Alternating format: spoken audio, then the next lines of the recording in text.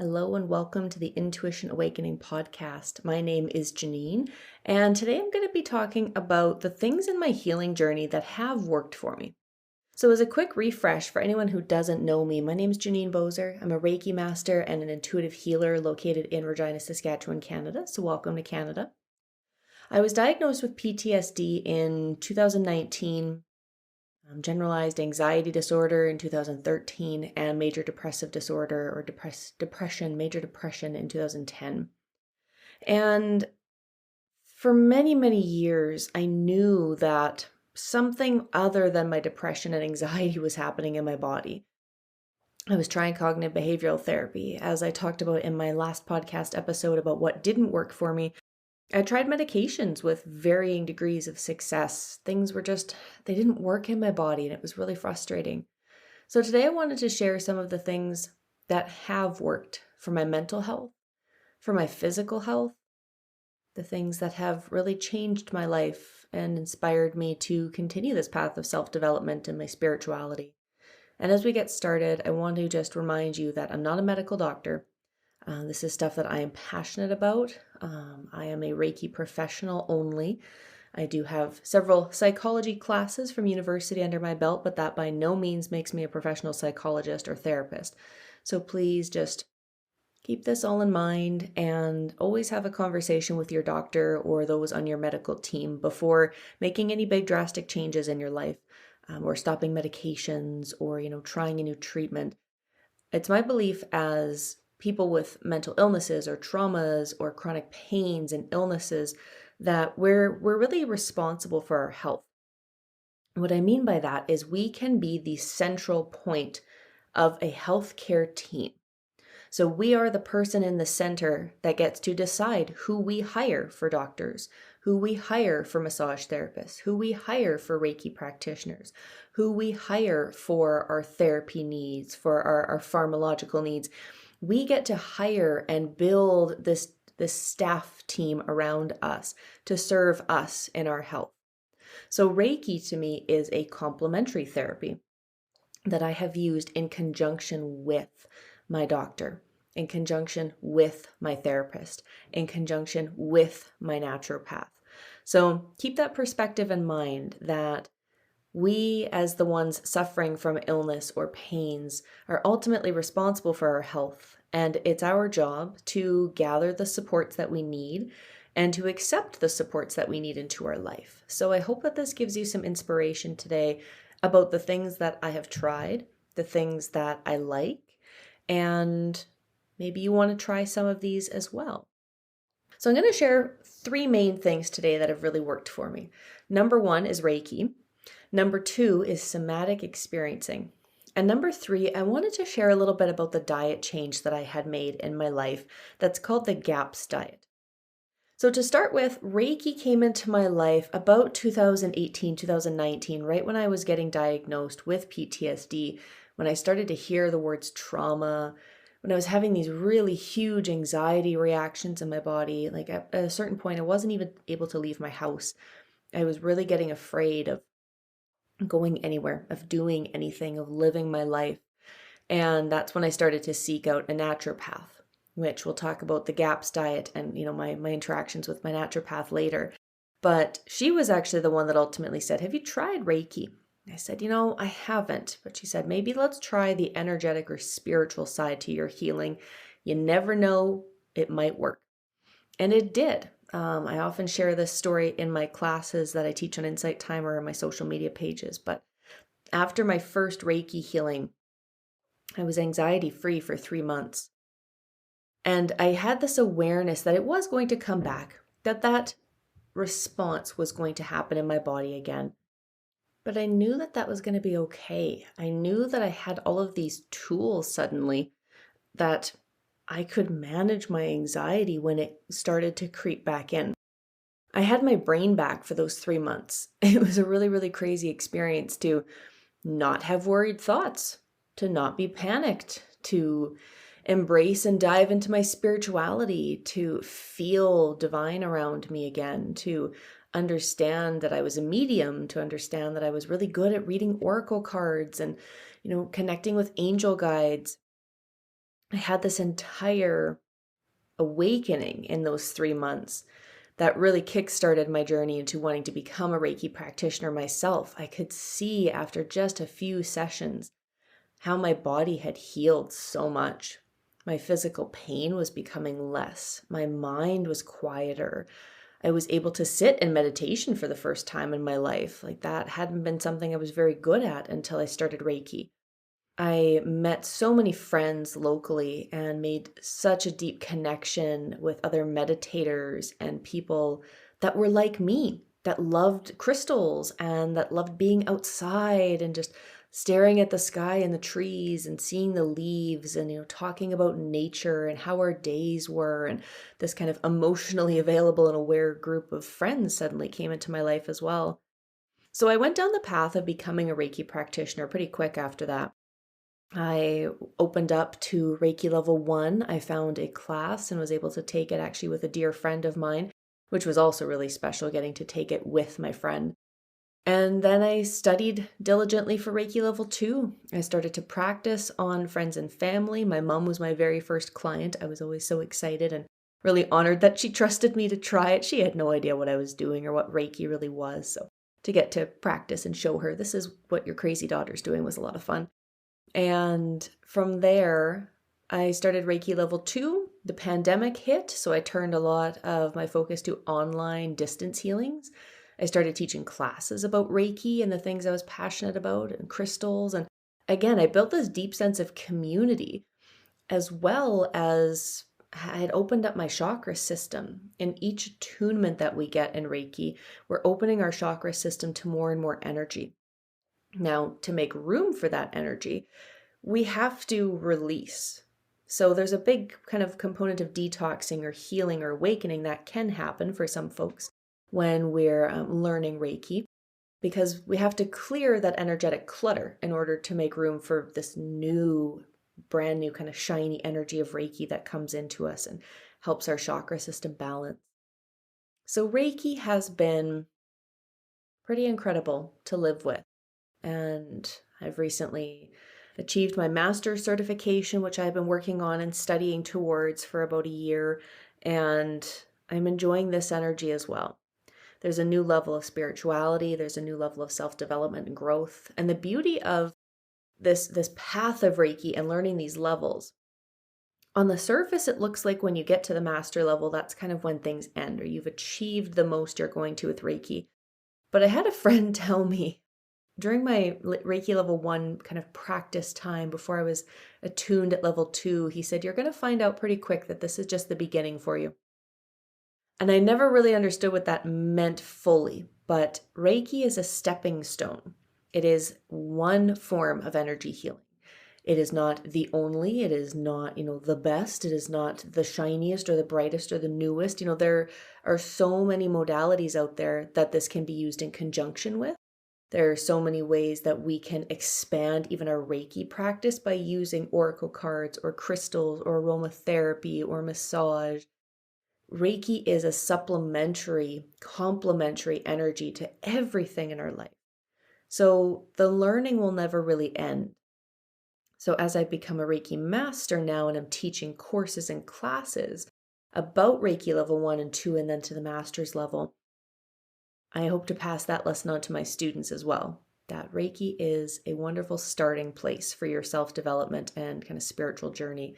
And you're going to learn a lot about yourself when you start. The second thing that has really made a big influence, and again, really works in complement with Reiki, has been somatic experiencing.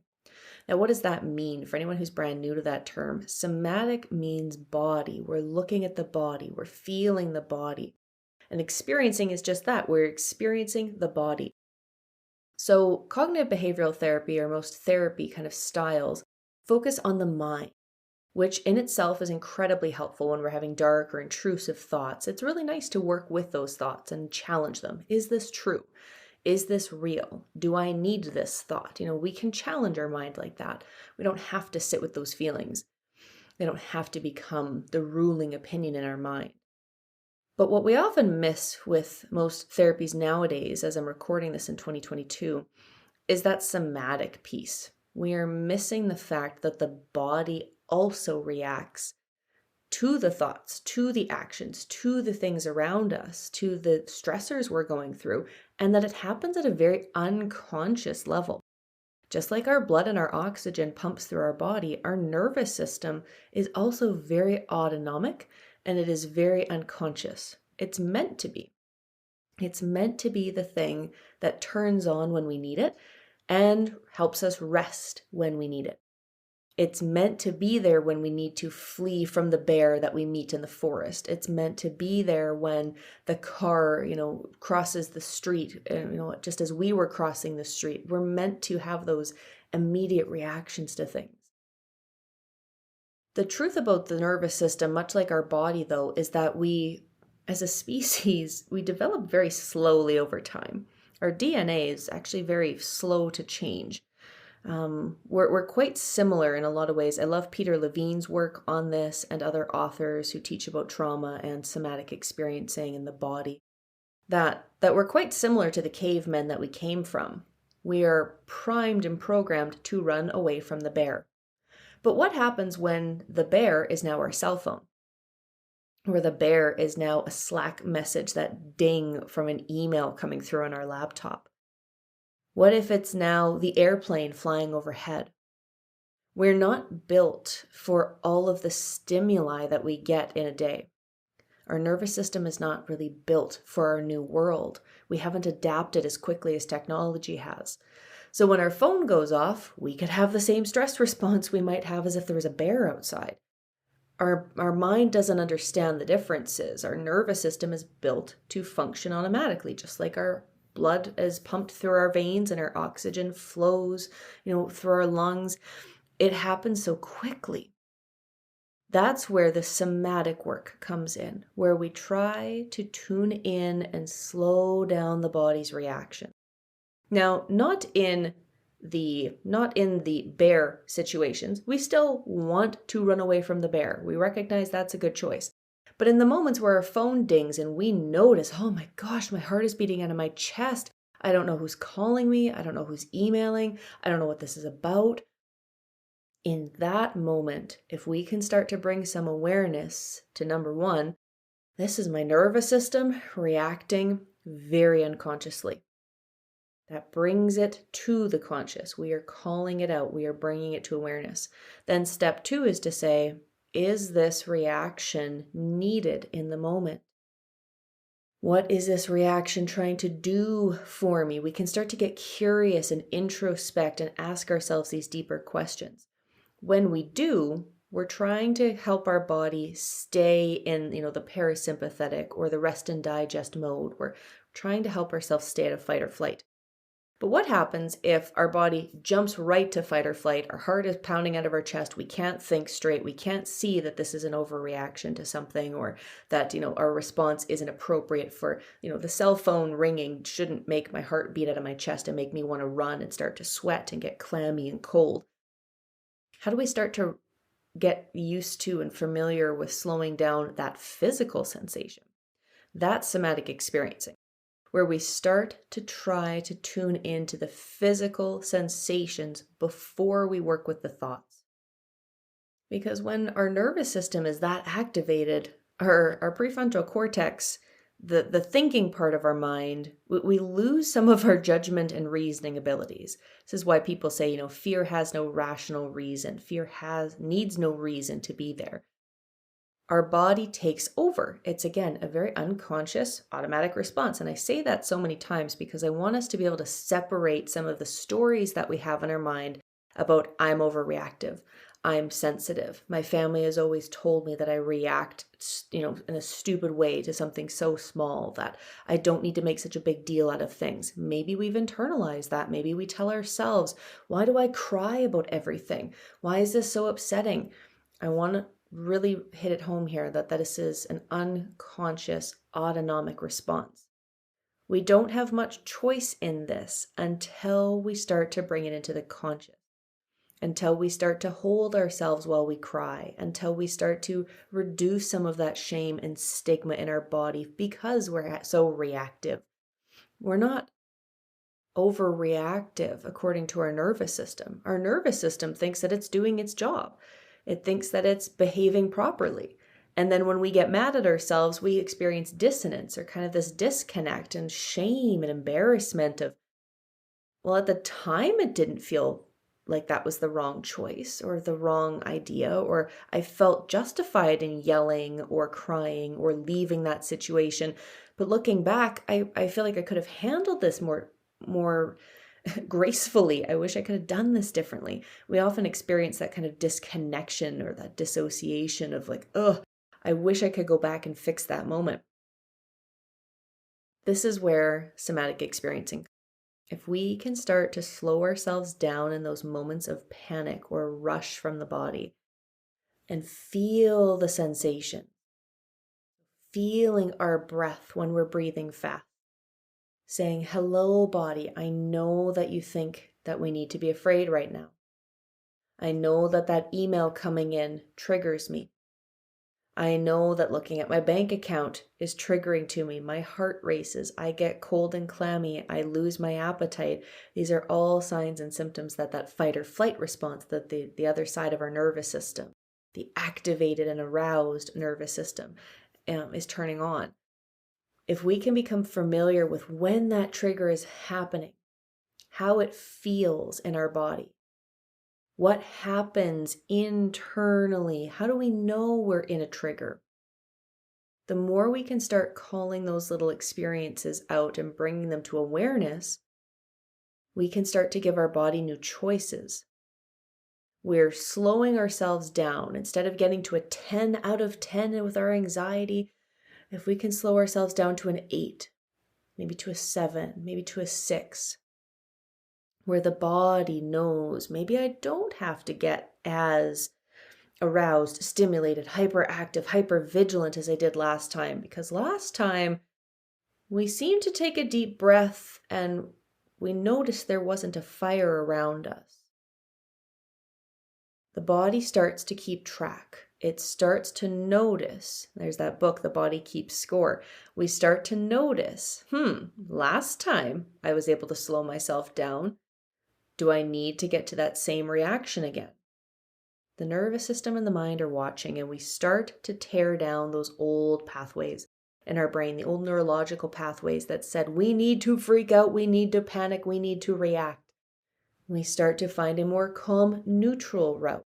Then we start to find a very calm and neutral route, or a very balanced approach. So when our phone dings, we take a deep breath first. We take a moment of pause first, and then we pick up our phone. So we're picking up our phone in a very calm state instead of immediately picking up our phone and feeling that distress for hours to come. So somatic experiencing, this is my experience with it. This is kind of a very shortened version of how we can work with the nervous system and what this might look like within our body. Somatic experiencing in itself, I can make a whole episode about, because there's so much information that is just juicy and potent, and it's really an amazing world to tune into. It can feel really scary to feel into our body, and I say this from experience. I've gone to the emergency room before because I was experiencing a panic attack, and I thought I was having a heart attack.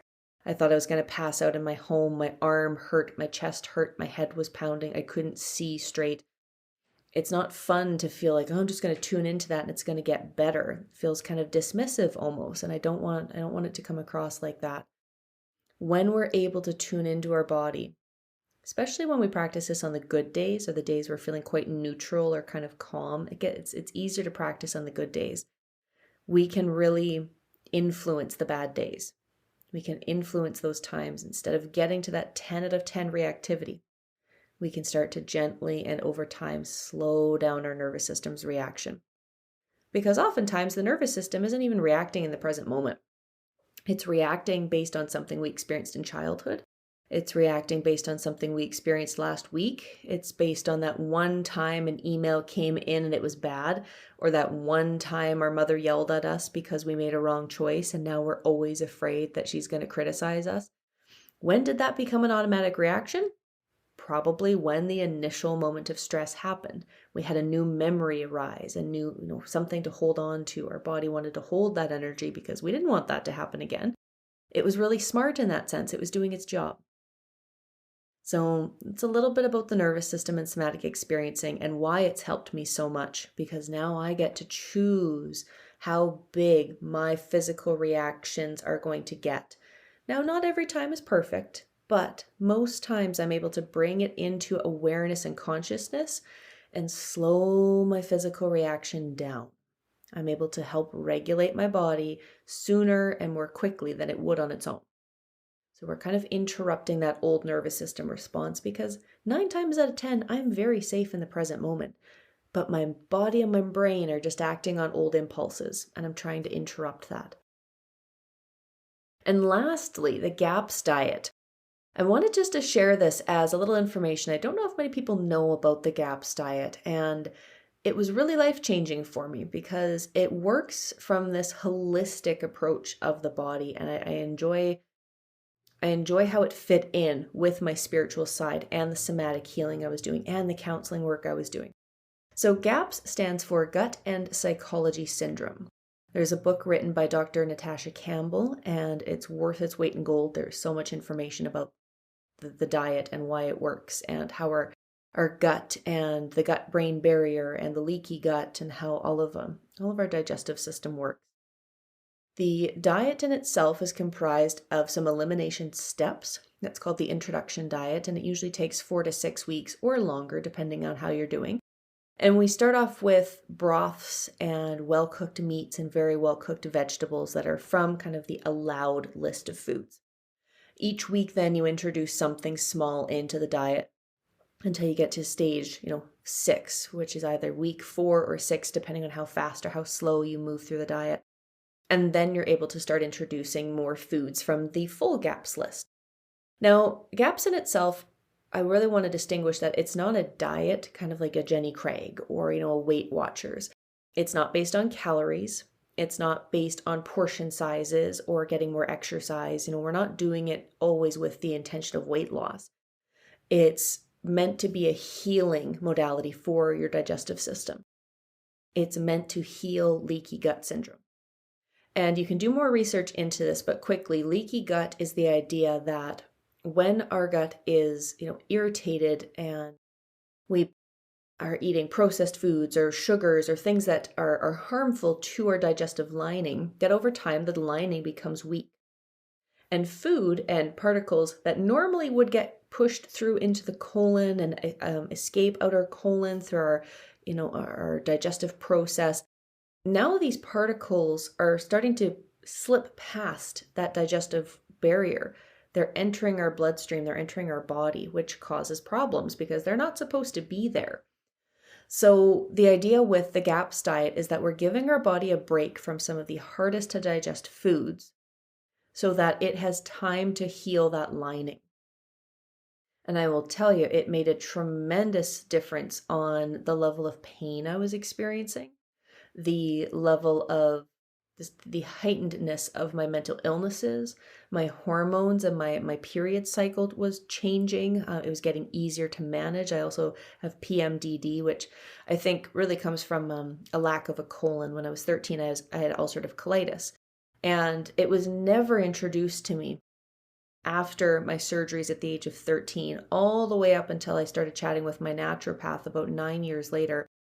It was never once introduced to me that food could potentially make a difference, that some of the physical pain I was experiencing just going to the bathroom because I don't have a colon, that could have been avoided, that all of the pain medication I was on to cover up the pain was because of what I was eating. There was a lot of irritation in my gut. I was taking Advil just about every day until a nurse in the emergency room one time said, "Why are you taking this?" And she was mad. I had never seen someone in an emergency room quite that upset. And she said, "You should never take these ever again. What are you doing?" these are stomach irritants and you already have a compromised digestive system. Why are you taking these? And I said, I don't know. It was just, they're what works for my pain. It's an anti-inflammatory. That's what helps. And she's like, you need to stop taking these. And when I stopped taking the Advil, I was able to get off of the other pain medications I was on, which included morphine, because I was in such extreme pain because of the irritation I was causing to my digestive system. It was an incredible cascade effect that when I changed my diet, when I reduced my processed food intake, when I cut out processed sugars, when I was eating whole foods like whole meats and whole vegetables that had been really well cooked and they were easy to digest. And I was having eggs and bacon. These are things that we all have in our diet. It's not like I had to cut out anything, huge and enormous. It was just eating whole foods again, which is how I grew up on my farm. I was always used to eating a potato, a vegetable, a bread, a meat, maybe something for dessert. My mom loved to bake. She was a dessert fanatic. So I grew up with a very whole diet. Anyway, I didn't have processed food. We couldn't run to the convenience store and pick up a pizza for supper or sushi or something at the gas station. We didn't have that kind of stuff in my small town. And if we did, I was half an hour away from it on the farm. So we had to learn to fend for ourselves, and we canned and, blanched a bunch of our own vegetables. We had a garden, we had fruit trees. We did a lot of that ourselves. So it was something I was already used to. So for some people, cutting out processed foods might be a really, really dramatic step. For me, it was like, I have to give up my chips. I like chips, and over time I've been able to reintroduce some things back into my diet. I started this diet about 5 years ago now, and I quickly learned with my naturopath as well that I couldn't follow a full strict GAPS diet. For my mental health, I needed some carbohydrates, which the GAPS diet can be quite low in carbs for the first while. So we went ahead and just modified and tweaked it to what I needed. After about the first month or two of doing the true elimination diet, we started to play with what worked best for me. So again, kind of like Reiki, kind of like somatic experiencing, the GAPS diet to me is a good starting point. It raises awareness in our body.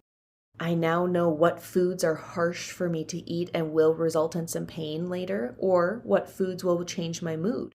What foods will give me some digestive trouble, and do I just need to be close to the bathroom for a while, or should I not eat this? I got to know my body very, very well over those few years of really just truly trying to stick with the allowed foods and what my naturopath and I had come up with.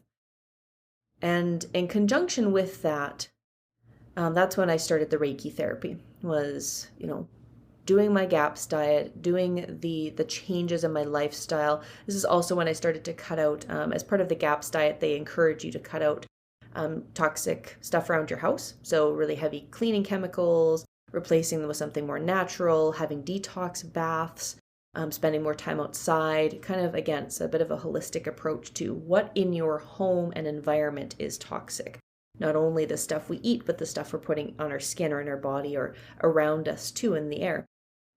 So in conjunction with this dietary change, with all the toxins I was removing from my house, I was feeling a lot better, and I was still noticing, though, that I was having these big physical reactions, which is where my nervous system was coming in, which is where that was kind of the one piece that was so unconscious that until I started to raise awareness around that through somatic experiencing and Reiki, I was still suffering in some ways with my mental health, even though I was getting a lot better and the food was making a very big difference.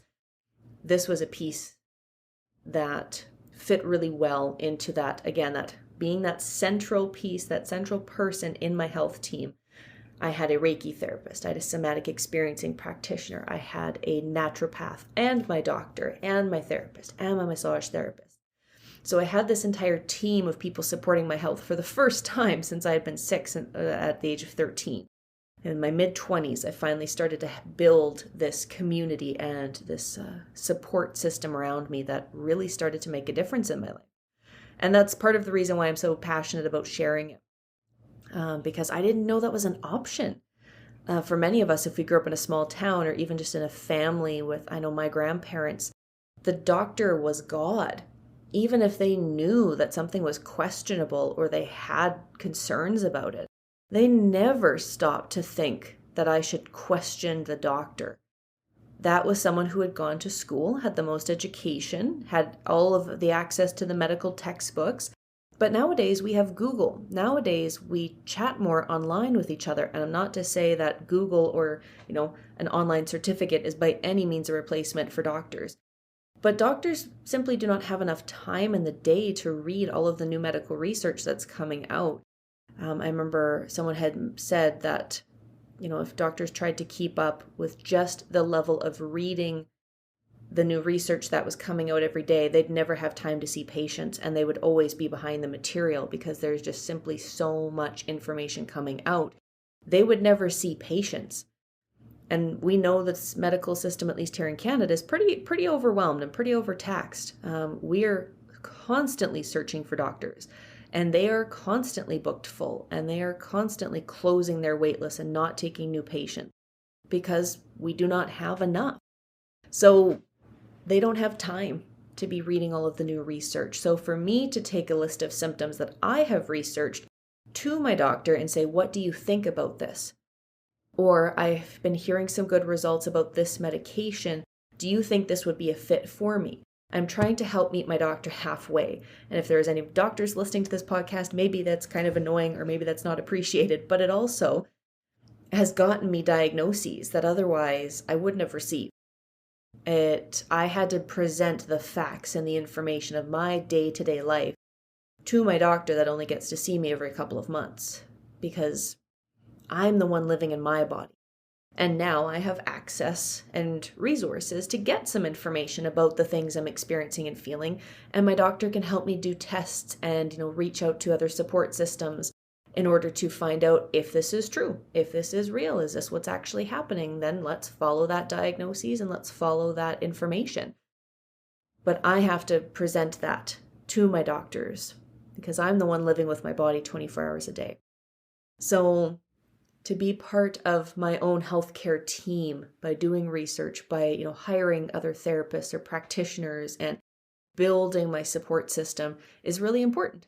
It's really important. And I hope that if you feel like you don't have a support system, that this inspires you a little bit to think, how could I build my team? Who would be on my team? For you, it might be an acupressurist as well. It might be an oracle card reader, or it might be an Akashic Records reader or someone who does access bar therapies. There's so many modalities out there. That's why I said at the beginning of this podcast that Reiki is kind of a stepping stone, but it's definitely not the only modality out there. So this has been my experience of the things that have worked well for me. These are kind of the big three that have changed my life.